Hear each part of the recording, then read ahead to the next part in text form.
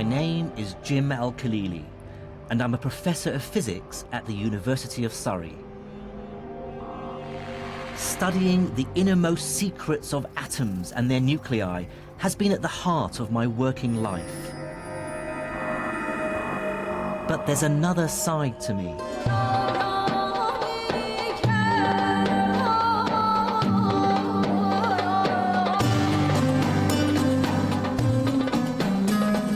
I was born and grew up in Baghdad to an English mother and Iraqi father, but left Iraq with my family in the late 70s when Saddam Hussein came to power. By then, science was already my great passion in life, and as I studied it further, I saw myself fully part of the Western tradition, inspired by names like Newton and Einstein. But buried away was this nagging feeling that I was ignoring part of my own scientific heritage. I still remembered my school days in Iraq and being taught of a golden age of Islamic scholarship, that between the 9th and 12th centuries, a great leap in scientific knowledge took place in Baghdad, Damascus, Cairo, and Cordoba. So I want to unearth this buried history, to discover its great figures and to assess exactly what their contribution to science really was. Are there medieval Muslim scientists who should be spoken of in the same breath as Galileo or Newton or Einstein? And crucially, what is the relationship between science and Islam?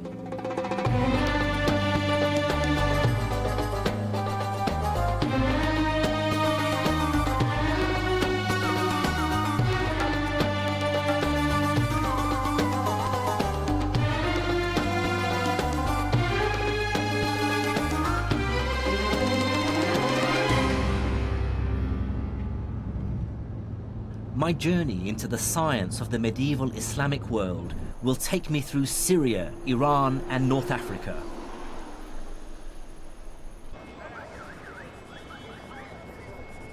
I started in the backstreets of the Egyptian capital, Cairo, with the realization that the language of modern science still has many references to its Arabic roots. Take scientific terms like algebra, algorithm, alkali. I instantly recognize these words as Arabic. And these are at the very heart of what science does.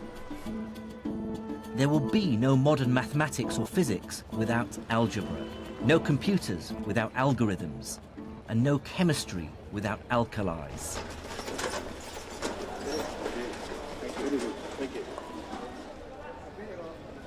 Surprisingly few people in the West today, even scientists, are aware of this medieval Islamic legacy. But it wasn't always so. From the 12th to the 17th century, European scholars regularly refer to earlier Islamic texts.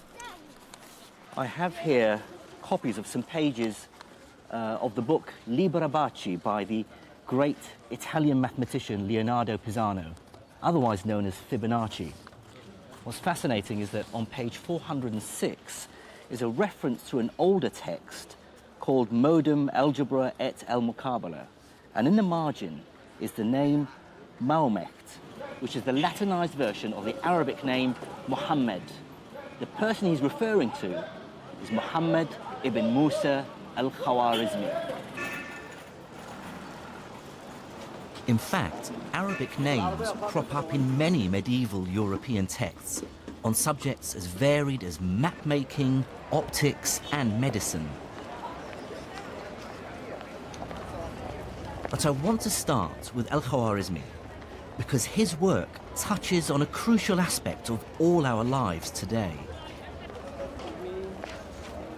It's thanks to al-Khwarizmi that the European world realized that their way of doing arithmetic, which was still essentially based on Roman numerals, was hopelessly inefficient and downright clunky.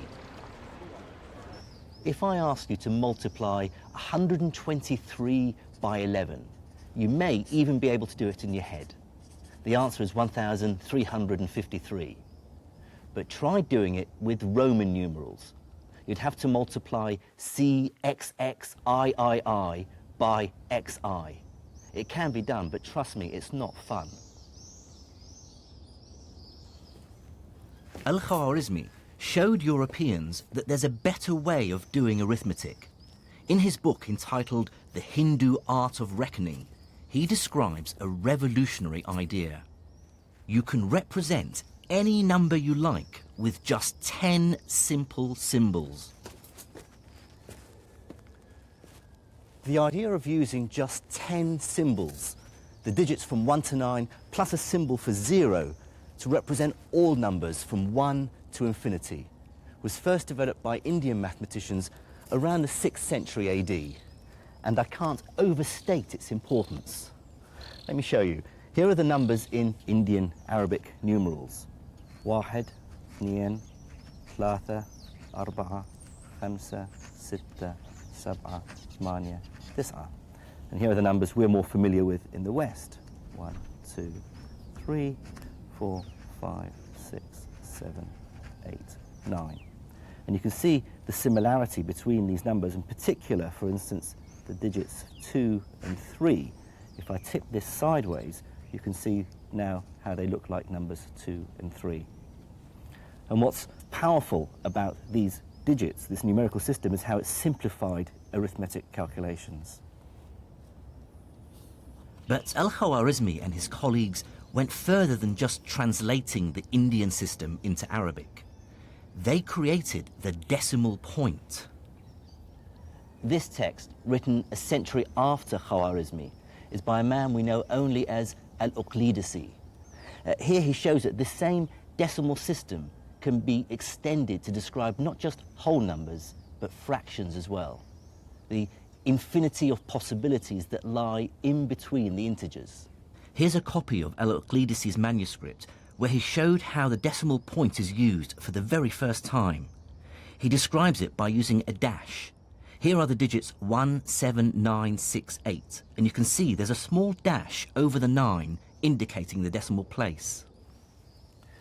The idea of the decimal point is so familiar to us that it's hard to understand how people managed without it. But like all great science, it's blindingly obvious after it's been discovered.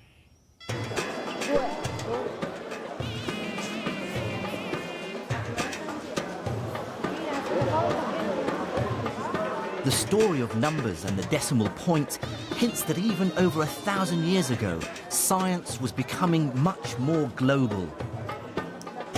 Ideas were spreading, emerging out of India, Greece, even China, and cross-fertilizing.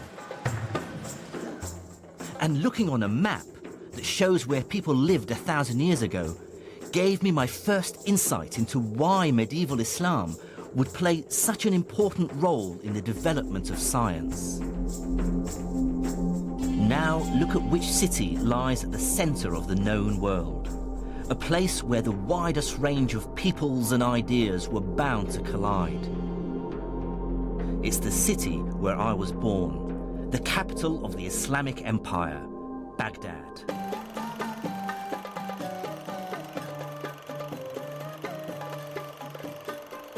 Recent events mean I can no longer visit the city. But these are the home movies of my cousin Faris, filmed in the 1960s.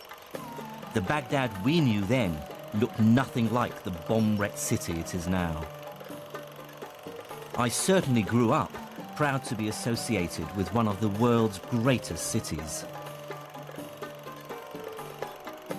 Baghdad was founded in 762 AD by the Caliph al-Mansur.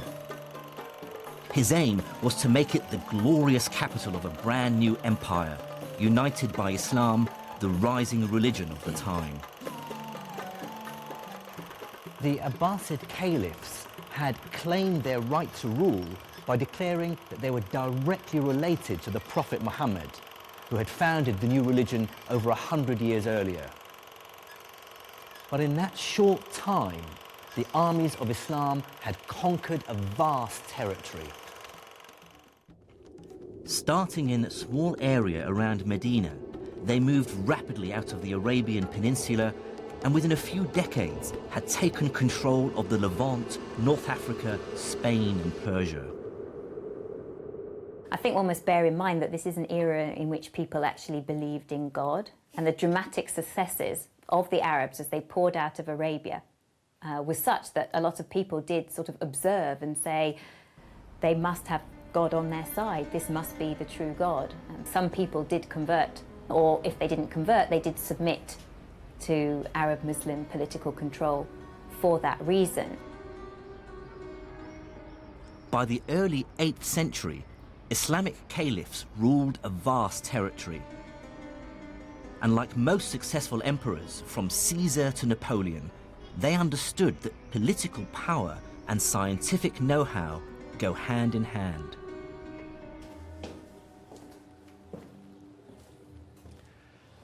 There were many reasons for this. Some were practical. Medical knowledge could save lives. Military technology could win wars. Mathematics could help deal with the increasing complexities of the finances of state. And Islam as a religion also played a pivotal role. The Prophet himself had told believers to seek knowledge wherever they could find it, even if they had to go as far as China.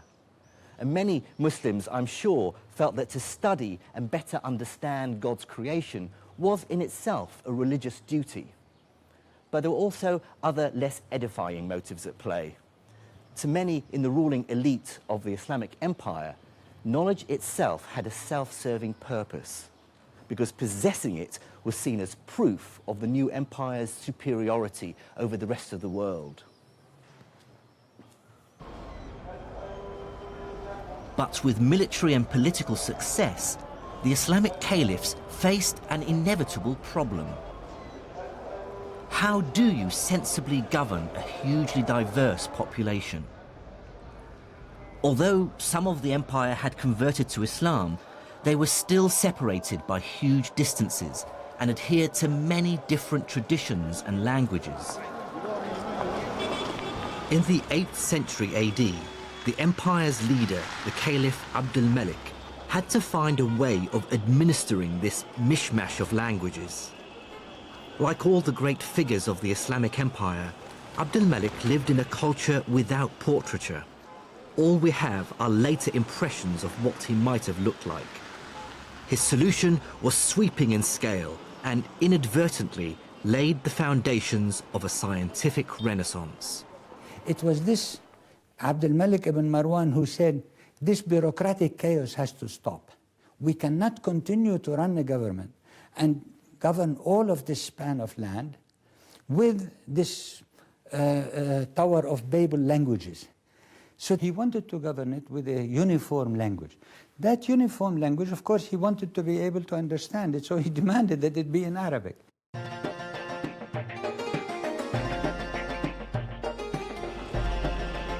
But the choice of Arabic as the common language of the empire went beyond administrative convenience. The decision had extra force and persuasiveness because Islam's holy book, the Quran, is in Arabic, and Muslims therefore consider Arabic to be the language of God.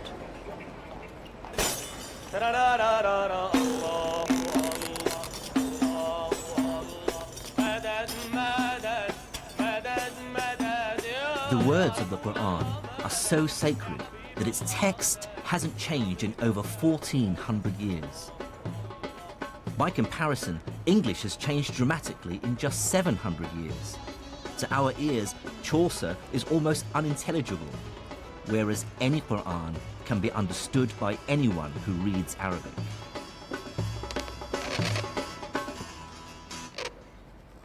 Making copies of the Quran has always been a specialized and highly respected job since the foundation of Islam. Calligraphy expert Naif Scarf, who lives in the Syrian capital Damascus, writes for mosques and in madrasas all over the country. These are words he's found himself writing over and over again, words of great significance for Muslims. They're the opening line to each chapter in the Quran. So what it says is, Bism illah ar-Rahman ar-Rahim. which means in the name of God, the most gracious and the most merciful. بده يشكل مضبوط الفاعل المفعول وكذا ليكون الكتابة صح ولا تفهم المعنى بشكل صحيح. So it's saying the complexity of Arabic calligraphy was enforced on them because of the spread of Islam, because they were worried that the meaning of the words in the Quran would be lost if it was read by people who don't speak Arabic. Then they wouldn't, not only would they misinterpret it, they just wouldn't be able to distinguish between different letters. So not only did they add dots on certain letters, they also added other little squiggly lines which changed the sound of vowels. And it was something that they put in place just to ensure that people were able to have the right pronunciation when they read the Quran. The consequences for science were immediate. Scholars from different lands who previously had no way of communicating now had a common language. And it was a language that was specially developed to be precise and unambiguous, which made it ideal for scientific and technical terms. What this meant was the summoning into existence of a vast intellectual community where scholars from very different parts of the world could engage in dialogue, comparison, debate, argument, often very fierce argument, with each other. It was possible for scholars based in Cordoba in southern Spain to engage in literary and scientific debate with scholars from Baghdad or from Samarkand.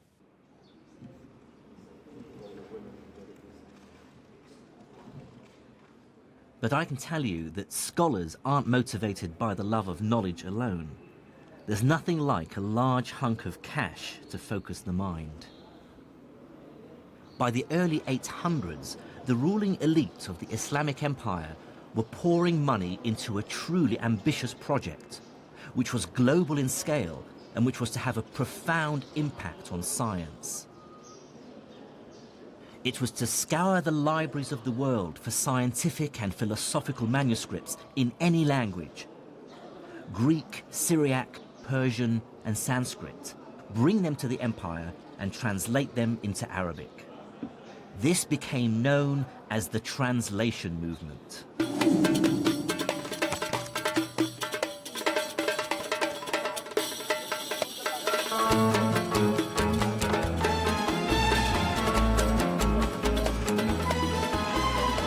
The effort scholars put into finding ancient texts was astonishing. And one key reason for this is that bringing a book to the caliph, which he could add to his library, could be extremely lucrative. The story goes that the Caliph al-Ma'mun was so obsessed that he would send his messengers out of Baghdad far and wide to distant lands just to get hold of books that he didn't possess for the translation movement. And anyone who brought him back a book that he didn't have, he'd repay him its weight in gold. To give some sense of the extent of this activity, sort of between 750 and 950, somebody called An-Nadim, who wrote a list of sort of the intelligentsia of the Abbasid era, lists 70 translators. So it was quite a large cohort of people involved in translation, and obviously he only named the well-known. They could get up to 500 gold dinars a month, which is probably around $24,000, which is a huge sum of money for what they were doing. It was a very, very prestigious, well-paid, well-patronised activity. And motivating this global acquisition of knowledge was a pressing practical concern, one that rarely crosses our minds today. This is the new library at Alexandria in Egypt. But fresh in the memory of many in the empire was the story of the destruction of the original library at Alexandria centuries earlier, and the shocking loss of thousands of years of accumulated knowledge. One of the things that we tend to forget, because we live in an age of massive information storage and perfect communication, more or less, is the ever-present possibility of total loss. That was very, very important for medieval Islamic scholars. They knew extremely well that writings could be forgotten or buried or burnt or destroyed, that cities could pass away. And what we see in Baghdad or Cairo or Samarkand is exactly the gathering together, translation, analysis, accumulation, storage, and preservation of material that they were well aware could be entirely lost forever.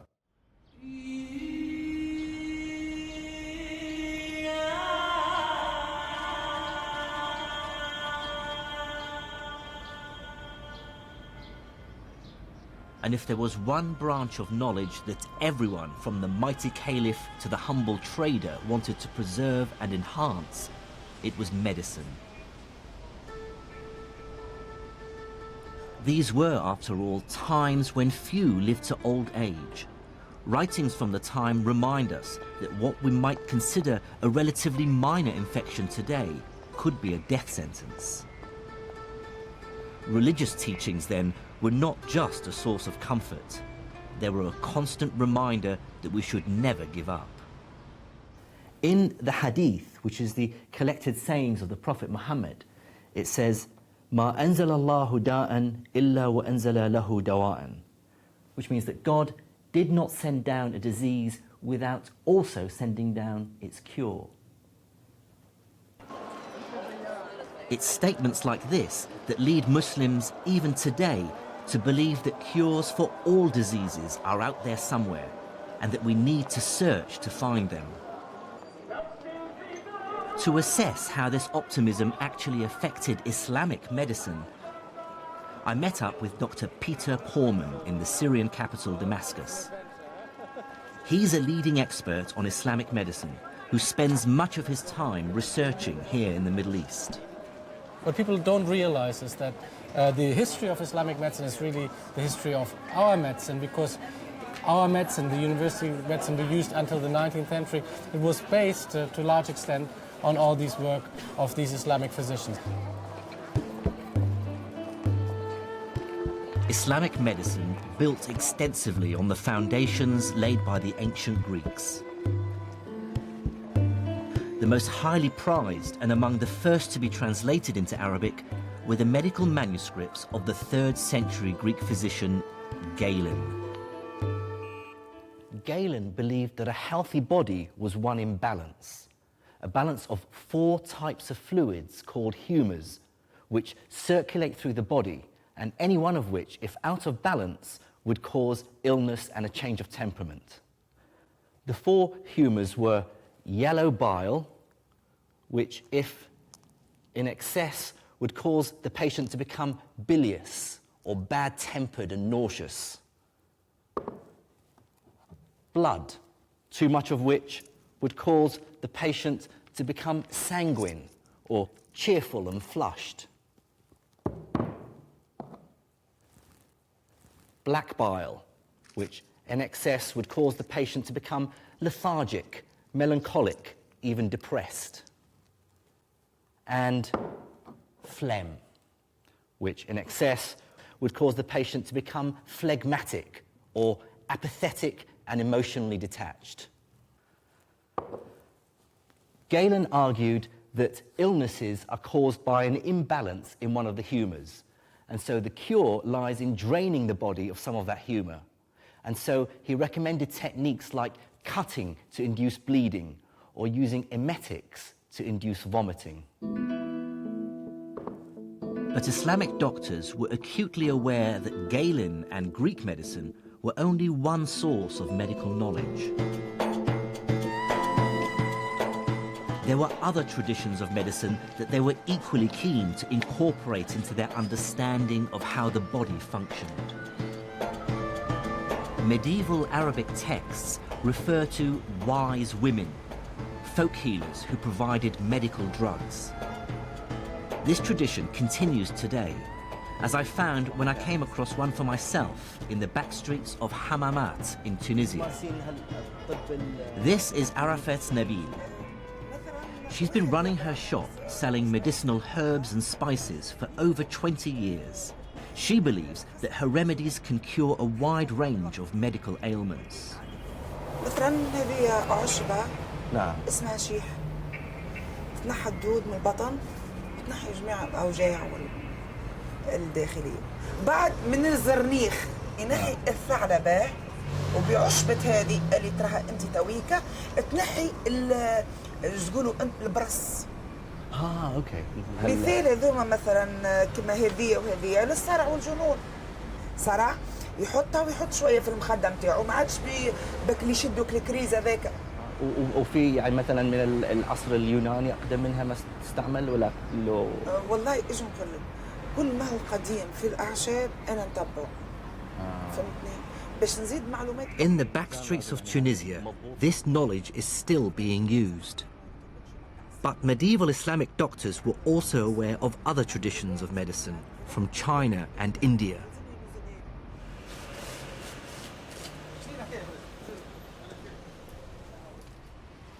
And yet another tradition of medical guidance came from within Islam itself, and takes some of its ideas from the Quran and some from the collected sayings of the Prophet, the Hadith. In a bookshop in Monastir in Tunisia, I found a copy of a very popular book, available right across the Islamic world. This book is called The Prophet's Medicine, and see how old it is. The author was born between 691 and 751 Hijri, which places him in the 14th century. Here's an interesting bit where it deals with the plague. فإذا سمعتم به بأرض فلا تدخلوا عليه وإذا وقع بأرض وأنتم بها فلا تخرجوا منها فرارا منه. It says if you come across a land where the plague has come down, then do not enter that land. And if the plague comes down onto your land and you're there, then do not leave your homes in the hope of escaping it. So it sort of makes a lot of sense. But here's quite an amusing part. It deals with epilepsy. And it says that the Greeks, or Galen, believed that epilepsy originated in the brain. So, however, they were ignorant. They didn't realize the true cause of epilepsy, which is the possession of the body by evil spirits. And it talks about the cure for epilepsy being exorcism. Hardly scientific. But Islam's most tangible contribution to medicine is less in its specific remedies and more in its overarching philosophy.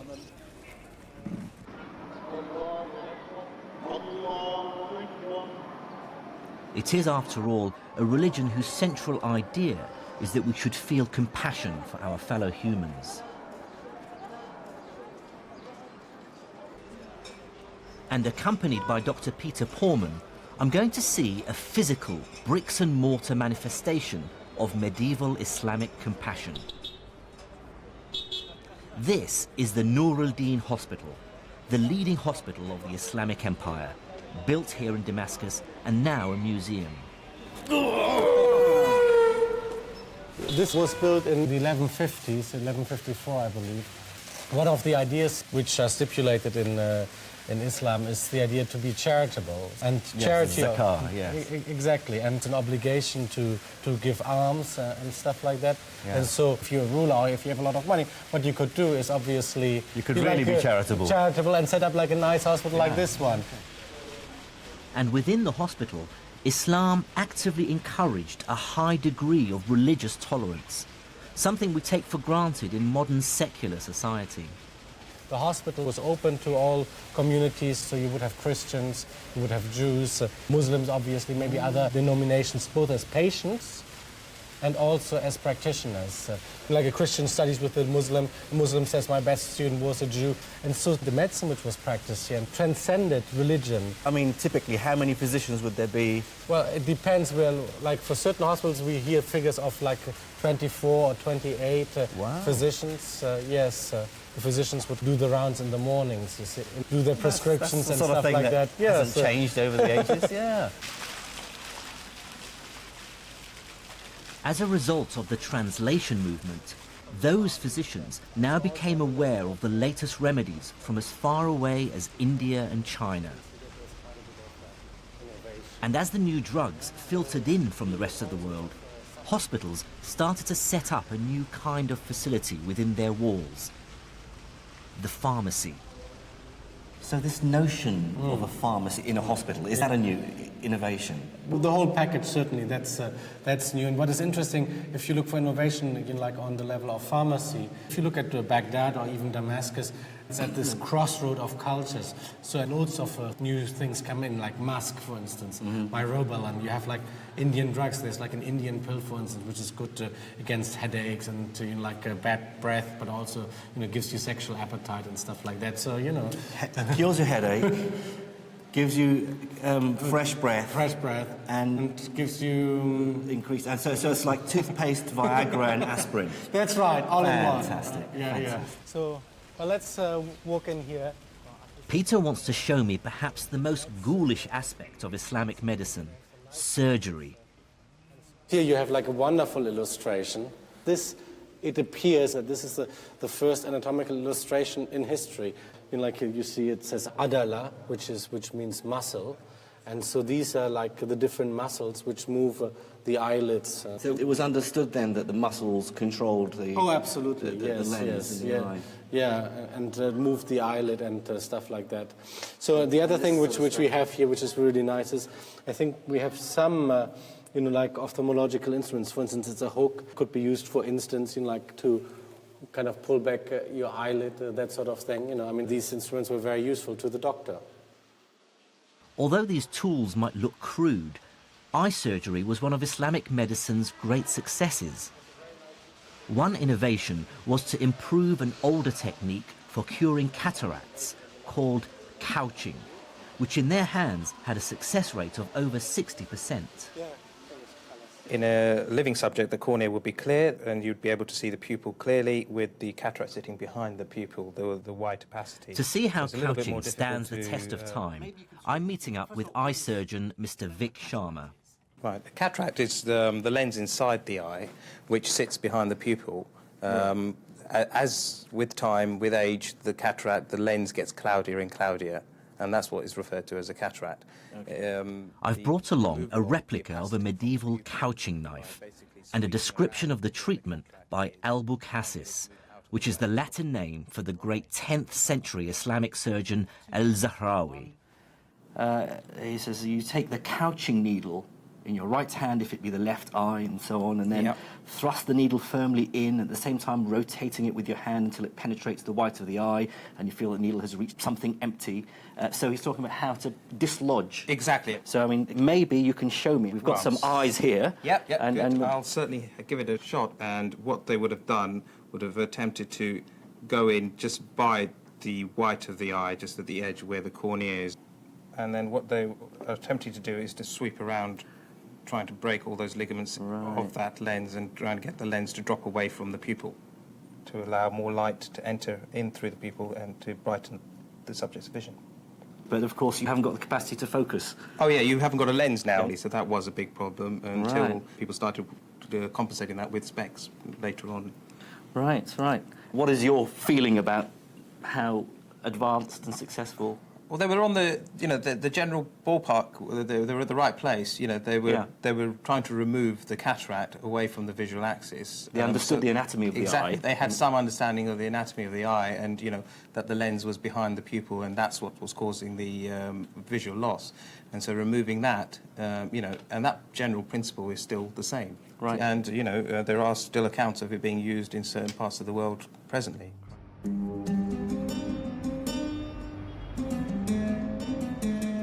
Looking back at medieval Islamic medicine with modern scientific eyes is frustrating. They take as true many things we know to be nonsense. But on the other hand, their desire to deal with this vast subject logically and systematically is admirable and truly marks a break with the past. One Islamic scholar, more than any other, embodies the synthesis of religion, faith and reason. His name was Ibn Sina, or Avicenna, as he's known in the West. He was a polymath who clearly thrived in intellectual and courtly circles. In 1025, he completed this, Al-Qanun fil Tib, or the Canon of Medicine. In it, Ibn Sina collated and expanded on all that had gone before him, medical ideas from Greece to India, and turn them into a single work. So how would you place this book in a historical context? Oh, it's hugely important. I mean, there are a few books which are as important as the canon, because what this encyclopedia does, it kind of, sweeps away everything else. It becomes a textbook. It supersedes a lot of other texts, and people even complain that, it's so good, it's so tightly organized, it's so easily accessible that people forget to read the Greek sources and Arabic translations. This whole first book, this is the first book, contains what we call the kulliyat, the general principles. So it's all about how the human body works, how diseases work in general. The second book contains diseases of what we sometimes call from tip to toe, like from tip to toe. So he starts with the diseases of the head, and then he moves down, like the eyes, the ears, the nose, the mouth, and he normally they end up at the sexual organs, you see. At first sight, the sheer ambition of the 3 volumes is hugely impressive. Here's an attempt at diagnosis and cure for diseases as diverse as depression, meningitis and smallpox. And there's even detailed chapters on more common problems. So, for instance, here you have headaches. So different kinds of headaches. في العلاج الصداع الحادث عن الروائح الطيبة. So headaches caused by pleasant, fragrant smells. And then he's also got الحادث من الخمار, so hangovers. Different kinds of treatment. You can get headache from sex. Is that right? Well, hasn't happened to me yet, but let's see. So, the treatment of headache caused by sex. ويجب لمن يعتريه ذلك عقب الجماع وبامتلاء أن يبدأ بالفast. So if somebody has or is befallen by, suffers from a headache after sex, and he also has a repletion, so he has too many superfluities or something like that, so يجب أن يبدأ بالفast. One has to first resort to venesection or bloodletting. ثم بالإسهال, and then you should use purging. In وجب كل واحد منهما. For both of them, bloodletting and purging are necessary. A lot of the stuff in here sounds like nonsense, of course, because this is not modern medicine. No, it's not. So how long was this taken seriously?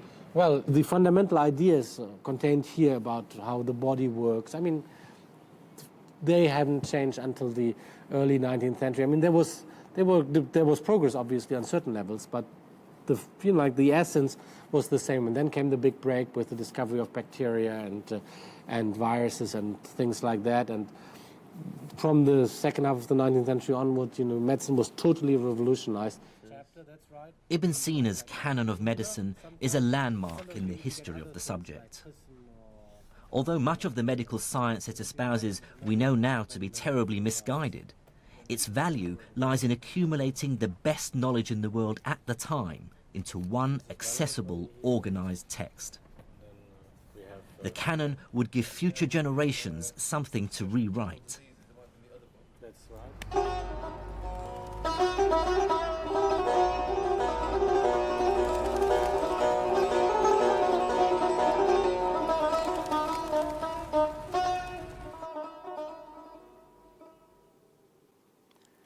Cataloguing the world's medical knowledge has clear and obvious benefits. But the Islamic Empire's obsession to uncover the knowledge of the ancients went beyond practical matters like medicine. Many, like the Caliph al-Ma'mun, believed that the people of antiquity possessed dark, even magical powers. And what's more, new evidence is coming to light to show just how hard Islamic scientists worked to rediscover them.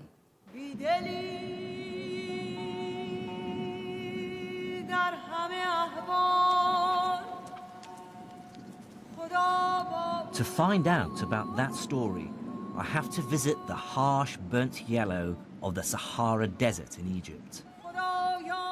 There I am to meet an academic who wants to show me how the translation movement took the Arabs to Egypt on a quest to break a code, which they thought hid the secret of the dark art of alchemy.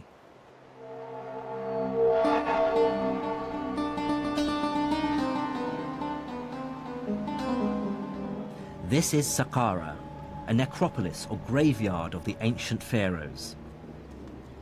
Over a 10-acre site, it's a collection of burial chambers and step pyramids that were built in the 3rd millennium before Christ. These are said to be among the oldest stone buildings in the world. Mind the step here? Archaeologist Dr. Okasha Al-Dali is my guide. He was about to reveal the most astonishing story of my journey so far. Oh, look at that.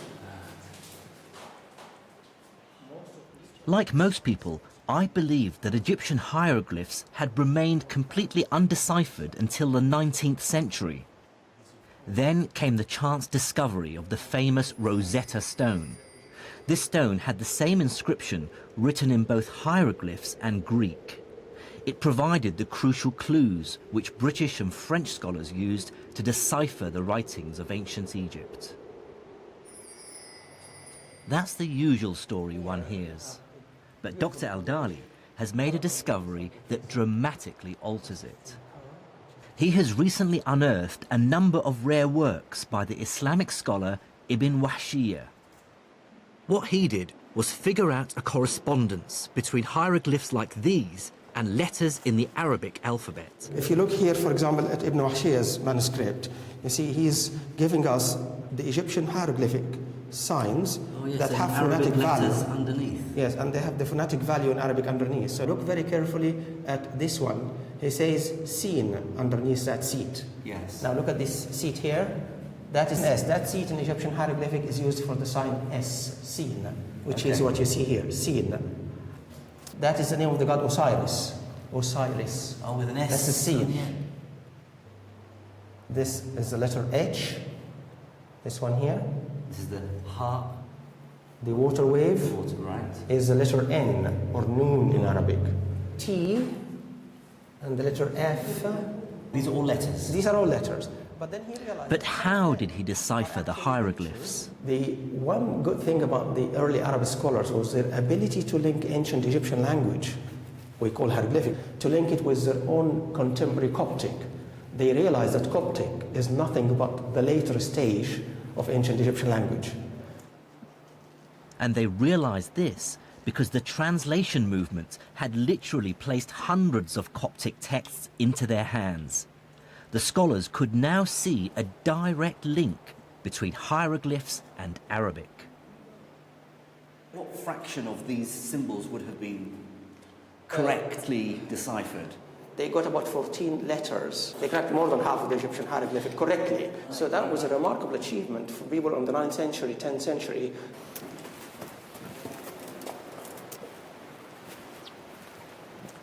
Well, that's probably the biggest revelation for me so far on my travels, that Egyptology didn't begin in the 19th century.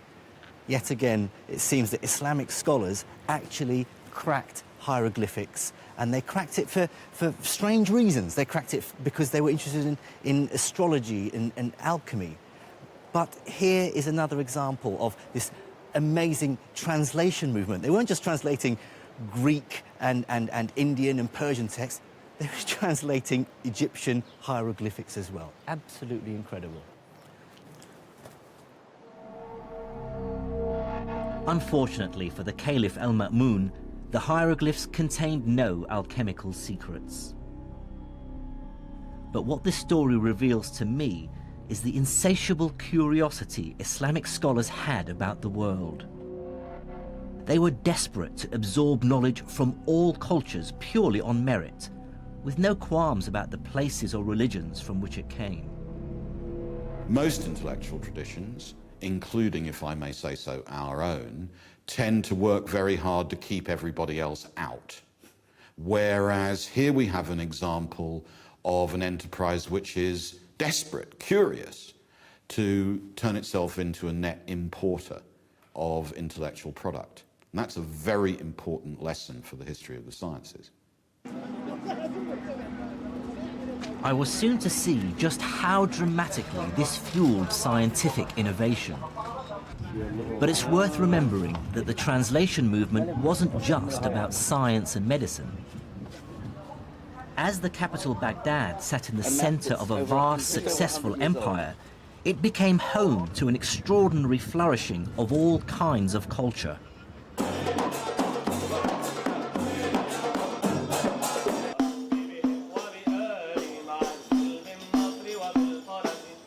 For this is the time described by 1001 Nights, of great and generous caliphs, magic carpets, great journeys, but also ambitious buildings, music, dance, storytellers and the arts.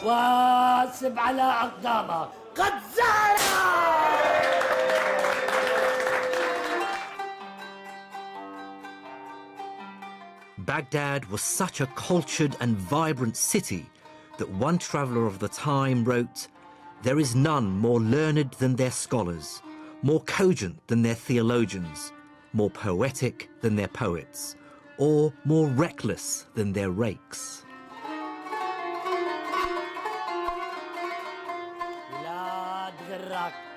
It really must have felt like Baghdad and the Arabic Empire were the world leaders in civilization and culture.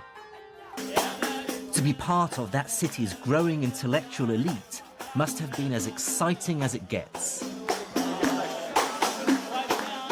It was a new Muslim city. It only started to be built in 756. So it has that sort of sense of almost being on a frontier, of being something new, of being something different. It was full of courtiers, it was full of sort of nouveau riche individuals who were trying to make their way at the Abbasid court. And it is the sort of a place, if you like, where innovation is valued and appreciated.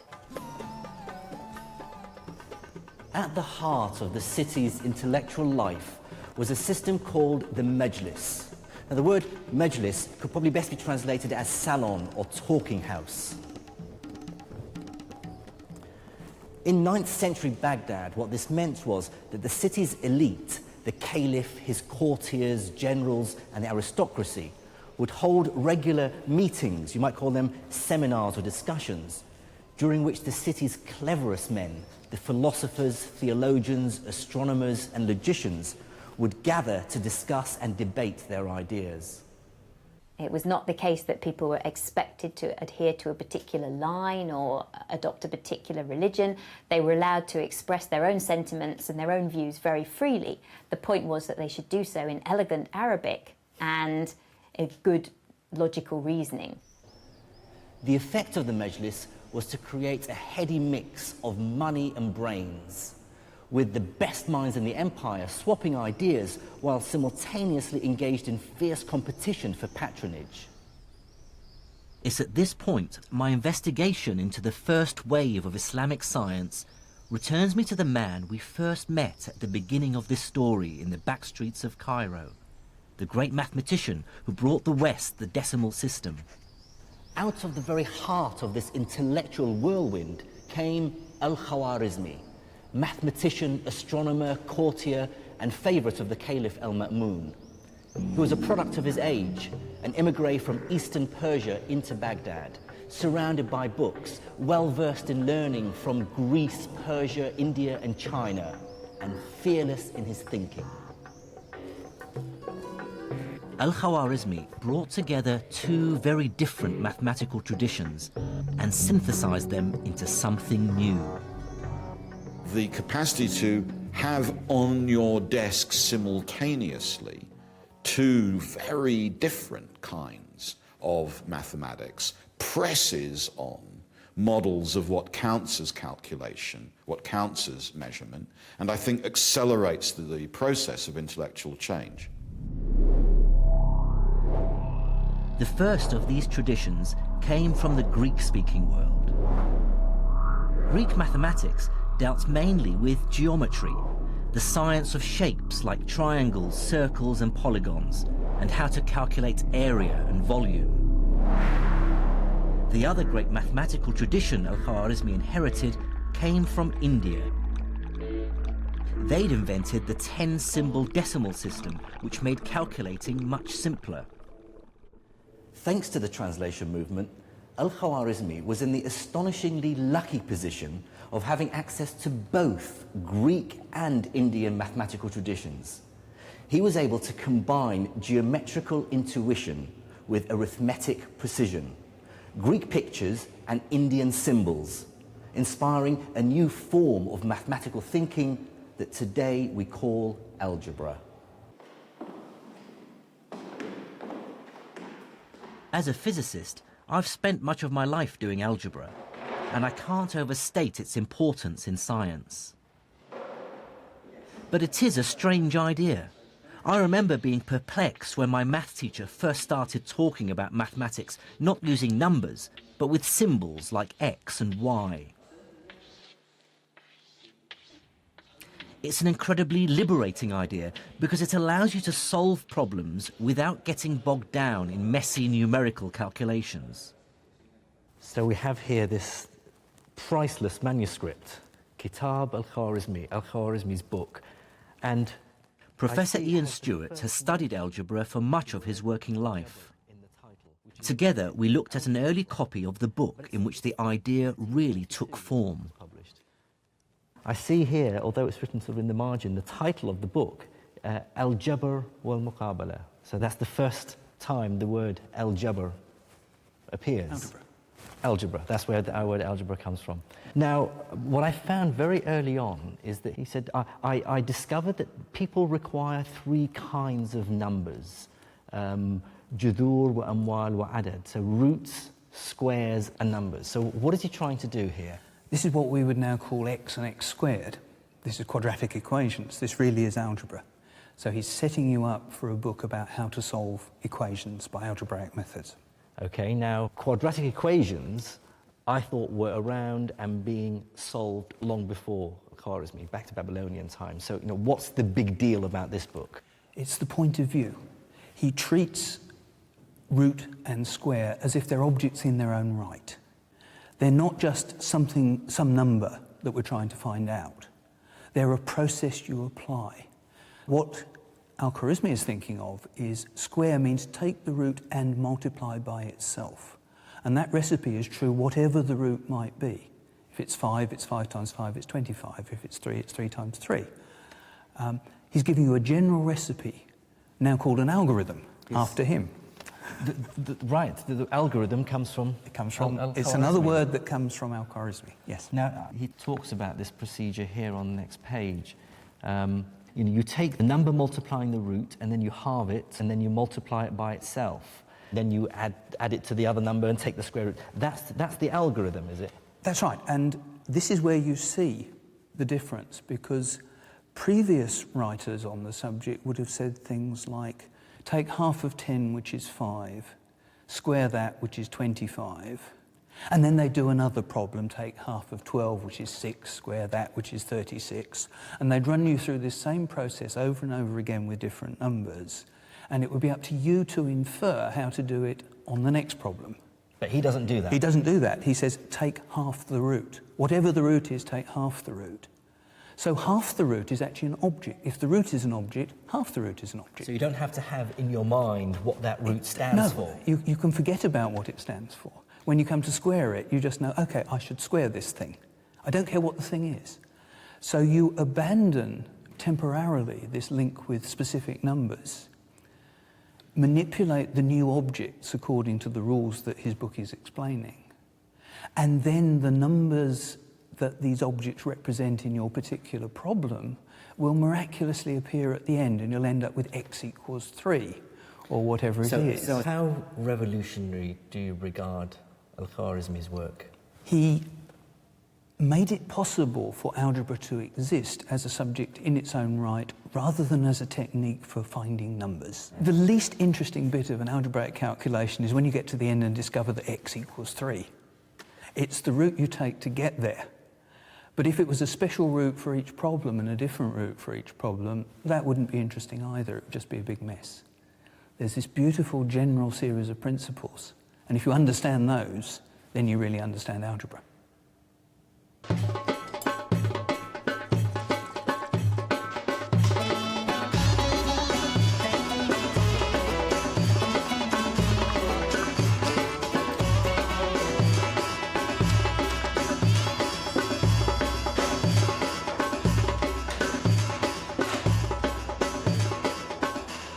what is the true global importance of algebra? It's been used throughout the ages to solve all sorts of problems. Let the mass of the cannonball be m. Let the distance it has to travel be d. Use algebra to work out the optimum angle you have to point your cannon. That sort of knowledge wins wars. Or let's call the speed of light c, the change in mass of an atomic nucleus m, and then calculate the energy released with the following algebraic formula: E equals mc squared. Mastery of that information truly is power.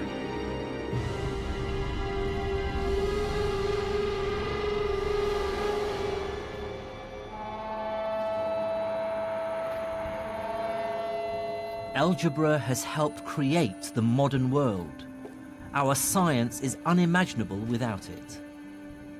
It sums up so much that was remarkable about medieval Islamic science, taking ideas from Greece and India, combining and enhancing them. Similarly, modern medicine owes a considerable debt to the work of the Islamic physicians. But I think the real story of what happened to science in the Islamic world in the 8th and 9th centuries tells us more than any single discovery. What it really tells us is about the universal truth of science itself. I believe that the first great achievement of the medieval Islamic scientists was to prove that science isn't Islamic, or Hindu, or Hellenistic, or Jewish, Buddhist, or Christian. It cannot be claimed by any one culture. Before Islam, science was spread across the world. But the scholars of medieval Islam pieced together this giant scientific jigsaw by absorbing knowledge that had originated from far beyond their own empire's borders. This great synthesis produced not just new science, but showed for the first time that science as an enterprise transcends political borders and religious affiliations. It's a body of knowledge that benefits all humans. Now that's an idea that's as relevant and as inspiring as ever.